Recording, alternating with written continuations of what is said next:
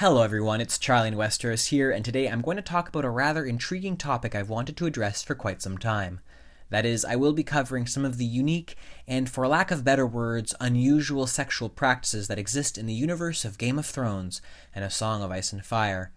Now, since I am approaching this from the perspective of your average Westerosi, I will not talk about those practices north of Dorne. Whilst I will touch upon the practices of the Dornish, I do want to emphasize that I will be focusing on those cultures residing throughout Essos.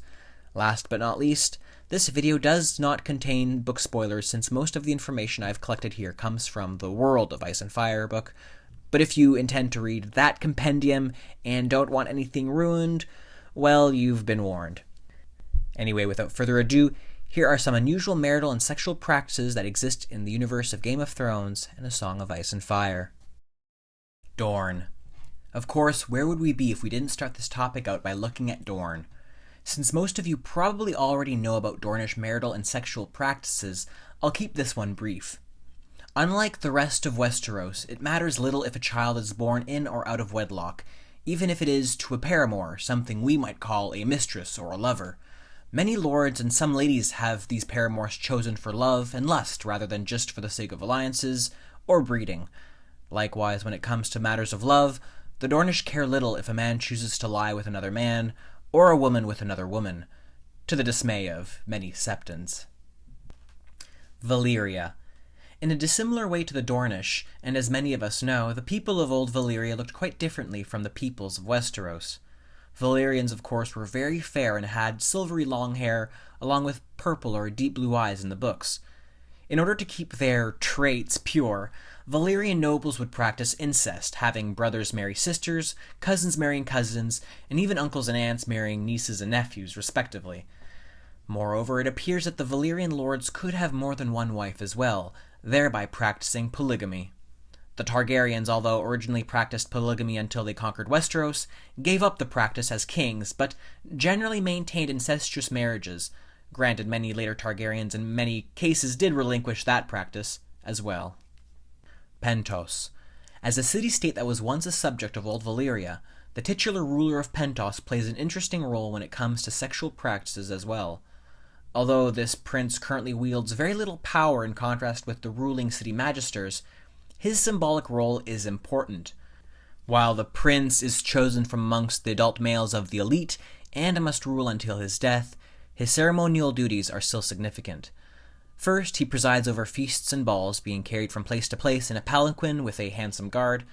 Then, for every new year, the prince must deflower two maidens, the Maiden of the Sea and the Maiden of the Fields, apparently meant to ensure the continued prosperity of Pentos on land and at sea.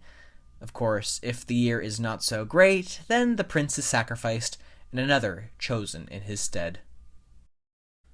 The Dothraki. The most intriguing part of Dothraki relationships are undoubtedly their wedding ceremonies. Of course, thanks to the Game of Thrones TV show, we know a lot about these ceremonies already. Weddings begin at dawn and end at dusk. They include an endless day of drinking and feasting and fighting, and some Dothraki women wear veils of crimson and yellow and orange and dance to drums at wedding feasts, and warriors may take them freely before the watching Khalasar.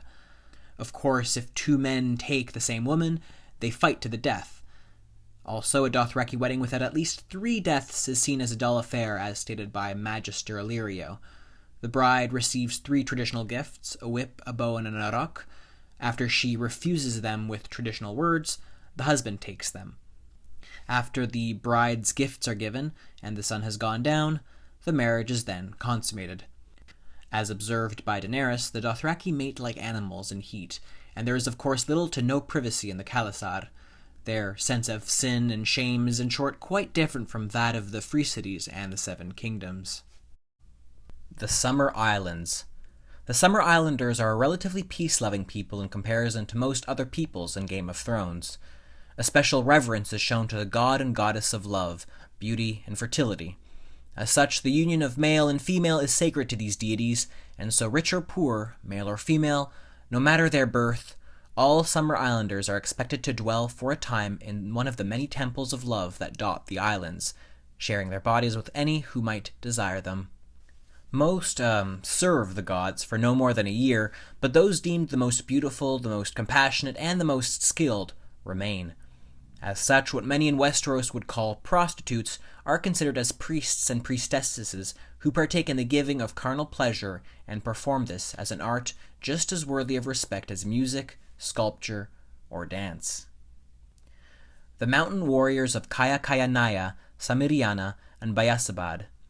Accounts claim that the people who live in these three cities of the mountain range east of the Dothraki Sea are in fact guarded by mountain warriors that are all women, the daughters of supposed great fathers who rule these three cities.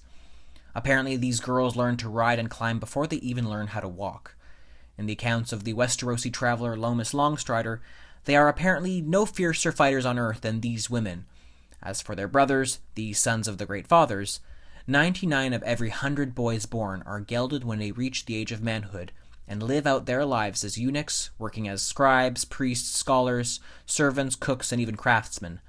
That is because only the most promising males, the largest and strongest and most comely, are permitted to mature and breed and become great fathers to rule the cities themselves in their turn. Also, the warrior women apparently have a penchant towards wearing iron rings in their nipples and rubies in their cheeks as well. But that is just extra information. Leng. In the far east of Essos, there exists a vast and once powerful realm known as Yi. Yi is a land strongly inspired by the Chinese empires and kingdoms of the past in our world, and is a truly fascinating and vast land. That said, for the sake of this video, I am not here to talk about the sexual practices of the Yi, but rather that of two neighboring states, an island known as Leng to the south, and the Jogos Nhai people who live in the plains north of Yi. Let's start with the people of Leng. Now, Leng was invaded a long time ago by Yi and was part of that empire. However, around 400 years prior to the events of Game of Thrones, Leng broke away from Yi. That said, the makeup of the island nation's people was already significantly changed due to the invasion of Yi so long ago. You see, the northern two-thirds of the island are still dominated by the descendants of these early Yi-ish invaders, but the southern third is still predominantly inhabited by the original native inhabitants of the island. These people are tall, slender, and long-legged with large golden eyes, and can get to be as tall as 7 feet. That said, the intriguing marital ritual central to the topic of this video is primarily relevant to the ruler of the island. These native Lengi people now effectively rule the island once again under the leadership of an empress, and in order to appease both the Yi-ish people and the native Lengi people who live on the island, the Empress of Leng takes 2 husbands, one from each ethnic group. This custom was started by the first ruler of the current dynasty, Kiara the Great, and was continued by her daughters and their daughters in turn. This unique marital ritual among the matriarch of the island holds that the first of her 2 male consorts commands her armies, and the second commands her fleets. It should also be noted that Leng empresses are equally worshipped as gods by their people, giving them a truly unique status among many rulers of the known world in this fantasy series. Jogos Nhai. While the Lengi have a unique marital practice exclusive to their leaders, the Jogos Nhai, who reside north of Yi, have 2 truly unique and fascinating approaches to their own marriage rituals, as well as their gender identities. For one thing, this group of completely hairless, everywhere hairless, are short, cone-headed men and women who practice the art of warfare on other people, but are much more peaceful amongst themselves as their gods forbid them to shed their own kinsmen's blood. Although young men are encouraged to ride out to steal goats, dogs, and zorses from other bands of Jogos Nhai, their sisters, meanwhile, ride out in order to abduct potential mates in order to make them their husbands. Although this might sound like a potentially violent act, it is one that is apparently hallowed by their gods, and no blood, of course, may be shed during these events. Now, the gender aspect of the Jogos Nhai is an interesting one. Typically, it is the men of the Jogos Nhai who rule their different groups as jihats, while women are typically moonsingers, or the spiritual figures of their tribes. However, this fact is not always obvious to strangers, and that is because a girl is allowed to choose the path of a warrior, but she is expected to both dress and live as a man if she chooses to. Meanwhile, a boy who wishes to become a moonsinger is expected to dress and live as a woman.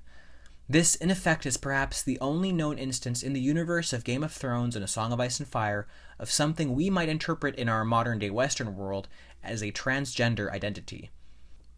Well, folks, that was my presentation of some truly unique and fascinating marital and sexual practices which exist in the universe of Game of Thrones and A Song of Ice and Fire. So what are your thoughts on these practices? Are there any I forgot to mention, or you think are worth discussing in greater detail? As always, if you enjoyed this video, don't forget to hit the like button, leave a comment, and subscribe to my channel. And of course, thank you for watching, and I will see you all next time.